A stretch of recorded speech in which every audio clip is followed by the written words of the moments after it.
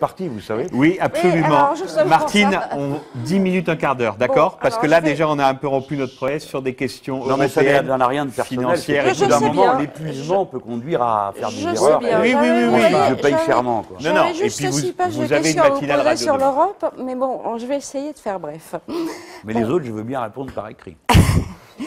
Et donc, parce que c'est quand même un sujet primordial, justement, vous avez développé tout à l'heure une vision extrêmement dramatique, si je puis dire, de l'Europe, à un moment où elle est arrivée à un point qui pour vous peut être critique, avec des risques d'un retour de l'histoire, de déchirement à nouveau du continent, de folie et de haine. Et vous êtes, vos stades mandats pour le moment, c'est vous êtes député européen. Et je trouve que vous pratiquez un absentéisme aigu sur Vous allez au le Parlement. démontrer maintenant. Non. Et là-dessus, on va croire les ONG. Et on va s'arrêter tout de suite. Sur ce Il n'y a pas d'absentéisme aigu, vous racontez n'importe quoi. Est-ce que le fait d'être présent cette année 87% du temps est un absentéisme aigu? Est-ce que c'est ça que vous appelez un absentéisme aigu? À en croire les ONG, ils vous ont mis absent dans le classement des députés les plus absents en Europe. Voilà. Mais vous ne vous occupez pas du on-dit. Vous êtes journaliste à Mediapart, donc vous êtes des fins limiers. Vous avez la capacité d'aller sur Internet, consulter l'outil informatique du Parlement qui permet de vérifier ces choses. C'est très simple, c'est 3 clics. Et vous apercevez, en comptant, ça prend 5 minutes, que je suis présent 87% du temps au Parlement européen. Attendez, ce n'est pas fini. Je suis le 2e intervenant français pour les questions posées et les interventions dans l'hémicycle. Maintenant, vous pourriez me dire, ah, monsieur Mélenchon, vous êtes un simulateur, car depuis qu'on vous a mis en cause, vous vous précipitez dans l'hémicycle. Ce qu'il faut regarder, c'est la mandature dans son ensemble. Eh bien, regardons-la. Avant ce 87% de cette année, j'étais présent 67% du temps. Est-ce que c'est ce que vous caractériseriez d'absentéisme aigu? Entre-temps, j'ai juste fait une campagne présidentielle. Dans la campagne présidentielle, madame, je veux le souligner, j'ai fait mon devoir de député européen. Qu'est-ce que c'est d'être député? C'est porter la parole, représenter le peuple. Dans ma campagne présidentielle, à au moins 2 meetings dont j'ai un souvenir très vif, celui de Villeurbanne, je crois, et celui de Montpellier. Et je crois qu'ils se suivaient l'un l'autre. Eh bien, à Villeurbanne, une demi-heure à expliquer le mécanisme européen de stabilité, la même chose à Montpellier. Pendant ce temps, que faisaient les médias respectables, qui maintenant viennent me chercher querelle? Eux, ils parlaient de la viande halal. Voilà de quoi ils parlaient, au lieu de faire leur devoir d'information. Donc, je ne permets pas qu'on dise à un homme qui passe la totalité de son temps, tous ses repas, tous ses week-ends, à l'action politique, à expliquer qu'il pratique l'absentéisme, ou comme l'a dit le journal Le Point, journal infâme, puisqu'il se fait le propagandiste de l'extrême droite, qu'ils disent que je fais partie des rois fainéants. Vous voyez, il y a une limite à ce que peut supporter quelqu'un. J'accepte qu'on dise que je fais mal mon travail, que mes questions ne sont pas pertinentes, que je devrais être présent 100% du temps et participer à cette comédie davantage. Mais je ne peux pas faire plus, madame. Je muse au travail, je le fais avec cœur parce que c'est ma mission, et je ne permets pas qu'on dise que je suis un absentéiste. Alors, j'en reviens quand même à un autre débat qui nous ramène à celui... Est-ce Non, qu'on peut ça, juste c'est pas un sur ce débat. point, sur ce point, Oui. Martine, ce que je propose, C'est que là, je vérifie. Voilà, Et on je fera un vérifie. droit de suite, on fera donne un droit de à Jean-Luc suite, Mélenchon et donc, de sa à partir de ce contestation. moment-là, Non, non, puisque mais c'est- non, Non, non, fera pas un de sa contestation, c'est Bah, un si. comble de sa contestation à Ah elle, bah, madame. oui, bah, Parce que moi, j'ai les faits pour moi, c'est elle qui les conteste. Eh ben, On est d'accord. on est Ah bon, d'accord. d'accord. Je Oui, oui, non, Mais mais je veux dire qu'il y aura un article sur Mediapart de Voilà, alors, Ludovic je Lamont, vous propose la chose suivante. Je vous propose la On vous dit publication. même qu'il fera. Ludovic Lamont, notre correspondant permanent à Bruxelles, J'espère que c'est pas dira Quatremer. précisément ce Non. qu'il en est. C'est pas lui. Parce que Quatremer n'est pas un Nous allons journaliste. préciser tout cela. Allez, Martine, mais alors un revenons au Je fond. continue Voilà, quand même. madame, je vous remets.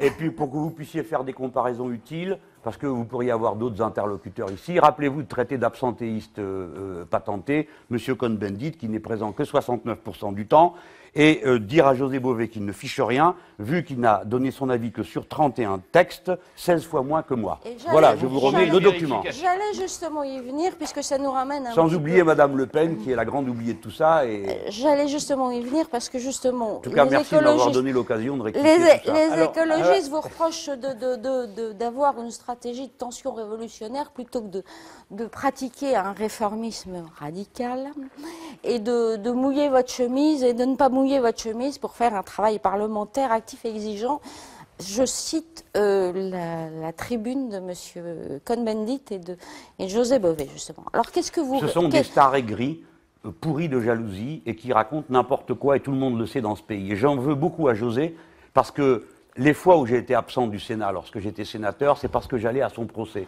C'est parce que j'allais dans les mêmes manifestations que lui.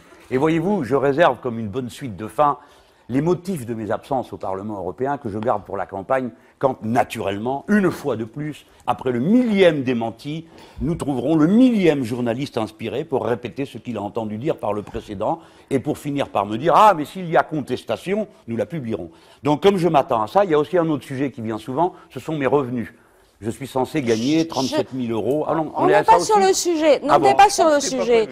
Et je voulais vous demander si vous considérez que le Parlement européen peut être le lieu où on peut peser sur l'évolution européenne, et est-ce qu'il est le lieu où, justement, pour reprendre l'expression de Pascal Durand, on peut créer les conditions d'une majorité? Est-ce qu'il y a les moyens au Parlement européen de peser sur la politique européenne? Votre question appelle deux réponses.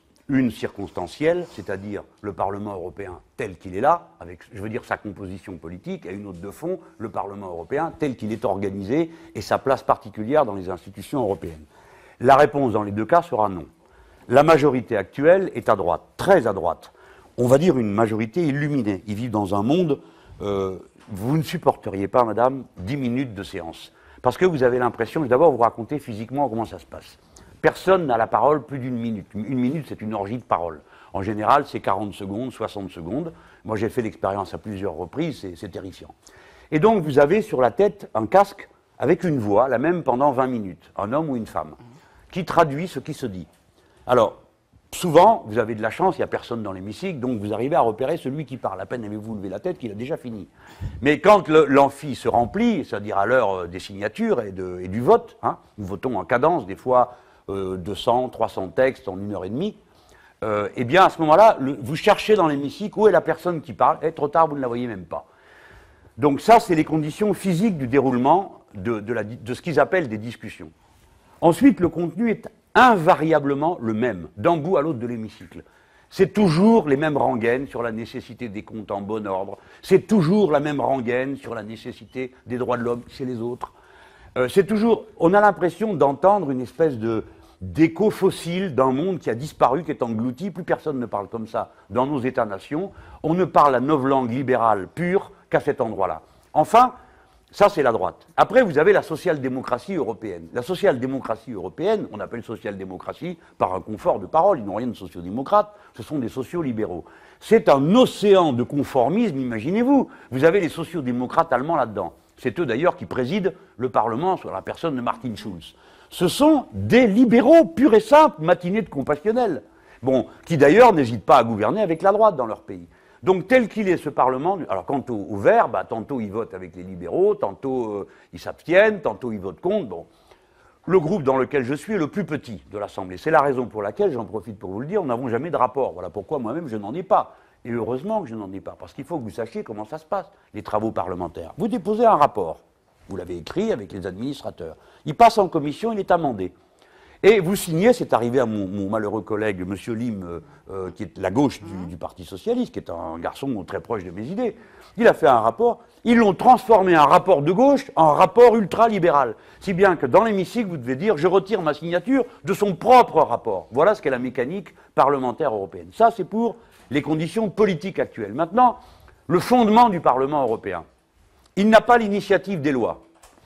Il ne peut pas intervenir sur la fiscalité, ni sur les règles d'organisation du marché intérieur, c'est-à-dire sur ce qui est l'essence même de l'Union européenne libérale. Donc, nous passons notre temps à voter des mouvantes motions, d'intéressantes déclarations, de passionnantes propositions, qui, à peine sont-elles votées, avec des foules d'amendements, vont directement dans la poubelle ou directement dans les archives de l'humanité universelle, mais qui n'ont aucune valeur législative. La valeur législative des votes au Parlement européen est très limitée. Et quand on vote, alors nous sommes pris dans une mécanique où il y a des arbitrages entre la Commission, le Conseil de gouvernement et le Parlement. Donc ce Parlement n'est pas vraiment un Parlement. Toute dernière question.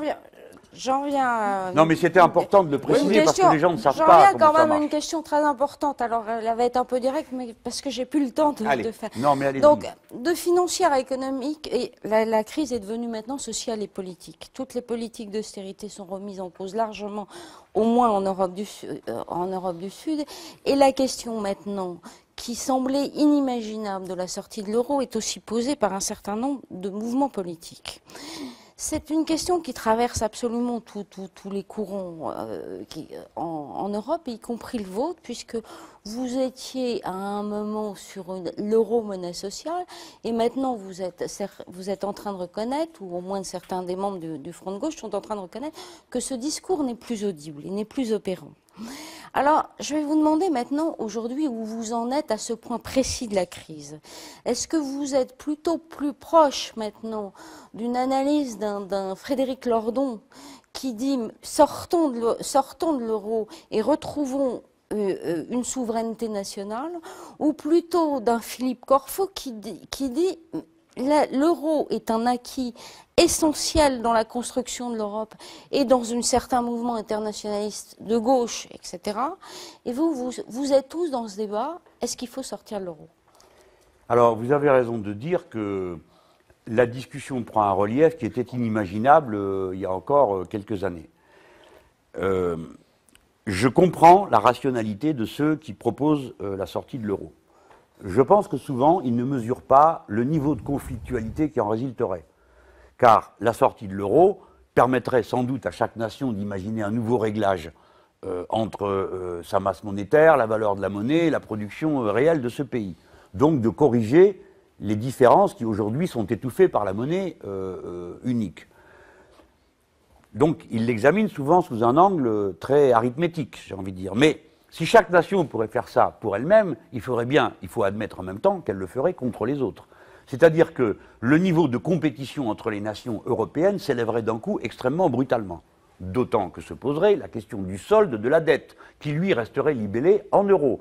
Et la nouvelle monnaie nationale aurait donc un taux de change avec cet euro maintenu. Quel serait cet euro maintenu? D'abord, se maintiendrait-il? On peut imaginer que oui. Et c'est là que la géopolitique détermine la politique. Et ensuite, qui parle? Supposez, madame, que je sois le prochain Premier ministre. Supposez, un instant. Donc demain matin, c'est moi qui dois m'en occuper. Est-ce que ma première position va être de dire je sors de l'euro parce que c'est ingérable? Non. Ma première position est d'aller voir les Allemands, de leur dire ça ne peut plus durer. Nous sommes la deuxième puissance économique du continent. Nous sommes la France. Nous serons bientôt les plus nombreux. Nous n'acceptons plus. Et d'ailleurs, je vous préviens loyalement... On a déjà dit plusieurs fois non sans que ça ait eu beaucoup d'effet. Personne n'a jamais parlé comme ça au gouvernement allemand. Personne. Personne. Le seul qui ait parlé un peu fermement au gouvernement allemand, c'est François Mitterrand à propos de la ligne Oder-Neisse que les Allemands devaient reconnaître avant qu'on accepte leur unification. C'est tout. Et après, tout le monde a fermé sa bouche. Quand les Allemands ont décidé que 1 mark de l'Est égale 1 mark de l'Ouest, ça voulait dire qu'ils épongeaient l'ardoise avec des emprunts. Pour qu'ils aient l'argent, il fallait qu'ils montent les taux d'intérêt. Donc tout le monde a dû suivre. Et tout le monde a été asphyxié. Personne n'a jamais rien dit. Quand les Allemands ont imposé à toute l'Europe leur politique, qui consiste à vouloir des cours de la bourse très élevés et un euro fort, parce qu'ils ont des retraites par capitalisation qui correspondent à 15% de leur population aisée, car qui peut se payer une retraite par capitalisation, sinon la population moyenne supérieure, qui est l'électorat de la CDU-CSU. Personne n'a rien dit. Quand le gouvernement allemand a détruit la Grèce, pillé, saccagé la Grèce, personne n'a rien dit. Quand ils s'en sont pris aux Espagnols dans les mêmes conditions, personne n'a rien dit. Personne ne dit jamais rien. Donc vous approuvez une partie du Parti socialiste qui veut tenir un langage plus ferme vis-à-vis de... Pardon madame, renversons l'ordre des paramètres. C'est eux qui m'approuvent. Pardon.